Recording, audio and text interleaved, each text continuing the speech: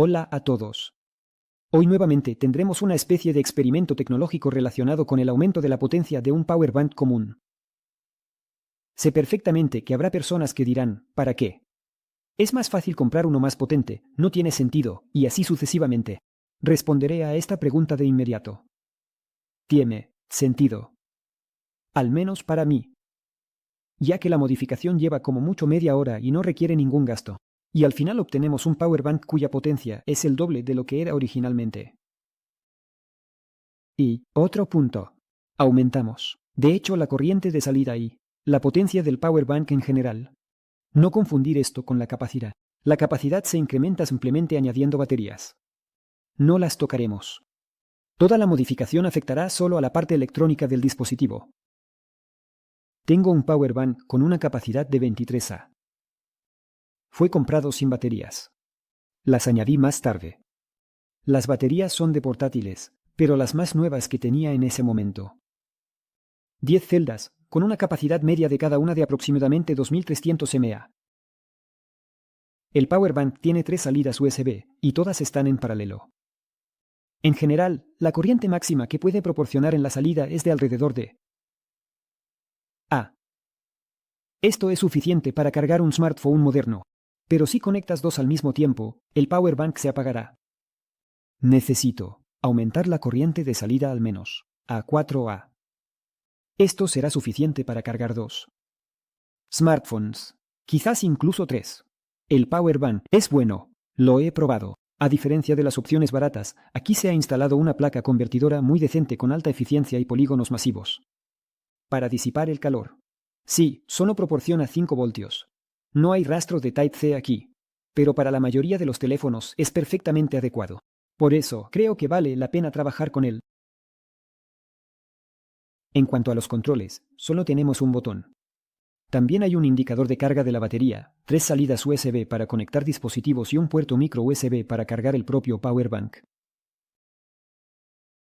Para empezar, conectemos por si acaso una carga electrónica de corriente al puerto de salida, casera, por cierto, y un medidor USB preciso, para entender las capacidades de este power bank. Como podemos ver, tenemos alrededor de A. Y eso teniendo en cuenta las pérdidas en los contactos USB. La corriente declarada por el fabricante es de A. Parece ser cierto, si no hubiera tantas conexiones USB, creo que el dispositivo proporcionaría esos A. Ahora, desmontamos la carcasa. Está con cierres, y eso es una gran desventaja. Es prácticamente imposible no romper nada al desmontarlo. Dentro, encontramos 10 elementos de alimentación estándar 18650. Todas las baterías están conectadas en paralelo. Luego sigue la placa del propio convertidor. Creo que todos saben que un power bank no es más que un convertidor de voltaje que aumenta el voltaje de las baterías de litio a 5 voltios, o más, dependiendo del propósito. El convertidor también puede ser reductor, si las baterías están conectadas en serie. La placa es bastante grande, pero tiene pocos componentes. Y aquí les pido que presten más atención, ya que estoy seguro de que muchos de ustedes no han visto antes una construcción de power bank como esta. Por lo general, en los power banks comunes, la placa consta de un microchip multifuncional en el que se basa el convertidor y el sistema de carga de las baterías. En algunos casos, el mismo microchip puede actuar como controlador de pantalla, si es que hay uno. Los convertidores en los powerbanks clásicos se ven de la siguiente manera. Es un booster común. El microchip tiene un controlador PWM con un transistor de potencia. Cuando está abierto, se produce la carga de energía en el inductor. Cuando está cerrado, el inductor libera la energía acumulada en forma de un pico de autoinducción, y el voltaje de autoinducción es más alto que el de alimentación. Luego, a través del diodo rectificador Schottky, el voltaje del inductor se acumula en el condensador de salida. La retroalimentación controla constantemente el voltaje de salida mediante su seguimiento y la modificación de la duración de los impulsos de control. En tales convertidores, tenemos pérdidas bastante significativas en el diodo Schottky. En este convertidor, simplemente no está presente. Y aquí se ha ensamblado un convertidor elevador sincrónico con una eficiencia muy alta. La propia placa está compuesta por un circuito integrado multifuncional. Actúa como controlador PWM, controlador de carga, y también proporciona indicación. A continuación, el elemento de potencia es un transistor. En realidad, en este encapsulado hay dos transistores de efecto de campo. Uno es de canal N y el otro de canal P. También tenemos un inductor y otro transistor de efecto de campo en la salida. En él se basa la protección contra sobrecarga para todos los puertos USB. Los puertos, como mencioné antes, están en paralelo. Bueno, también vale la pena prestar atención a un par de sensores de corriente. Volveremos a ellos más tarde. Antes de comenzar con la modificación, hice algunas mediciones. En particular, la eficiencia del convertidor a una corriente de una, aplicando en la entrada desde un fuente de alimentación de laboratorio.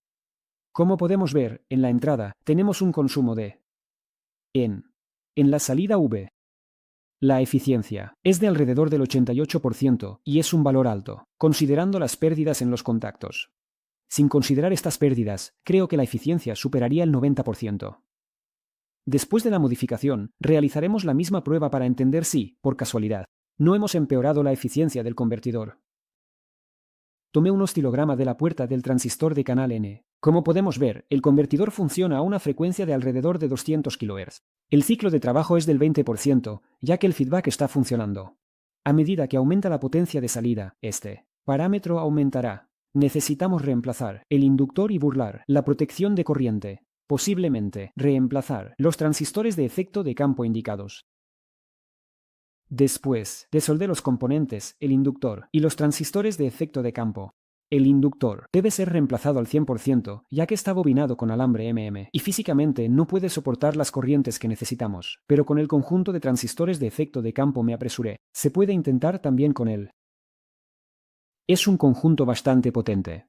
BR4606. De hecho, es el mismo BR4606, y aquí hay dos transistores, uno de canal N y otro de canal P. Corriente de golpe A. Lo único que me preocupa es la resistencia del canal abierto de 30 a 40 m. Pero si reemplazo el conjunto por uno más potente, tendré que usar dos transistores separados, ya que en este encapsulado no tengo conjuntos similares pero más potentes disponibles. Teniendo en cuenta que no hay mucho espacio en la placa, decidí devolver este transistor a su lugar legítimo. También decidí no tocar el transistor en el circuito de protección de salida. Según la hoja de datos, está a corriente de impulso hasta 10 A. Resistencia del canal abierto inferior a 45 m. Sí, es un poco débil, por supuesto, pero funciona como un interruptor. Por lo tanto, espero que soporte las sobrecargas. En la placa hay dos sensores de corriente. Tienen la misma resistencia. Ohm.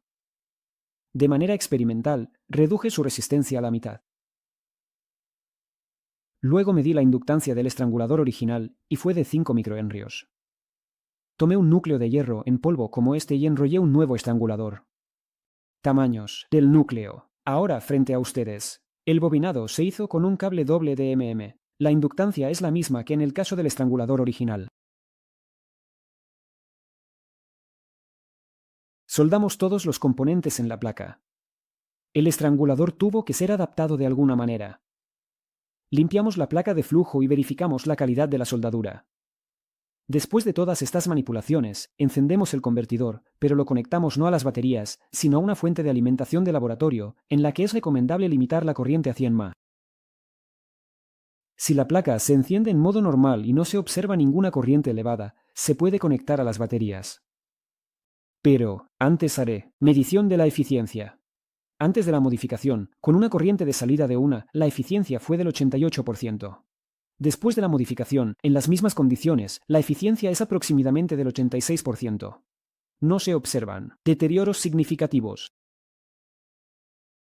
Bueno, ahora veamos qué nos ha dado esta modificación.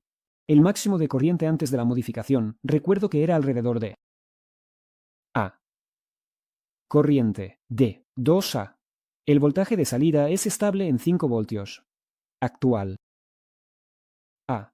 Todo sigue estando muy bien. Corriente de 3A. Lo mismo. A. Todo va bien. Y finalmente, corriente de 4A. La placa se mantiene, pero se observa una caída en el voltaje de salida, aunque no es muy crítico. ¿Cuál es la eficiencia con la corriente máxima? 73 a 75%. Lamentablemente, olvidé hacer la medición en cámara, y cuando lo recordé, todo ya estaba montado y no quería abrir la carcasa de nuevo y romper las pestañas. La tarea establecida se ha cumplido, pero hay un pequeño problema. Con el aumento de la potencia, también aumenta el calentamiento con todas las consecuencias que ello conlleva. Lidiar con esto no es tan sencillo, considerando el tamaño de la placa. Como opción, se puede estañar abundantemente un gran polígono en el lado opuesto o soldarle una placa de cobre. En resumen, aún no he decidido. De esta manera, obtenemos un power bank con esteroides, que cargará sin problemas un par de smartphones modernos. Simultáneamente. Y eso es una ventaja importante. Yo mismo me he encontrado en situaciones en las que necesito cargar varios dispositivos, y el power bank no da abasto, aunque tenga un par e incluso 4 salidas USB. Sin duda, hay buenos power banks caros que proporcionan tales corrientes de salida, pero ¿por qué comprar uno nuevo cuando en media hora puedes mejorar el viejo? Eso es todo por hoy. Como siempre, encontrarán todos los enlaces necesarios en la descripción. Bueno, con esto me despido. Como siempre, he sido Casiana K. Y hasta la próxima. Adiós.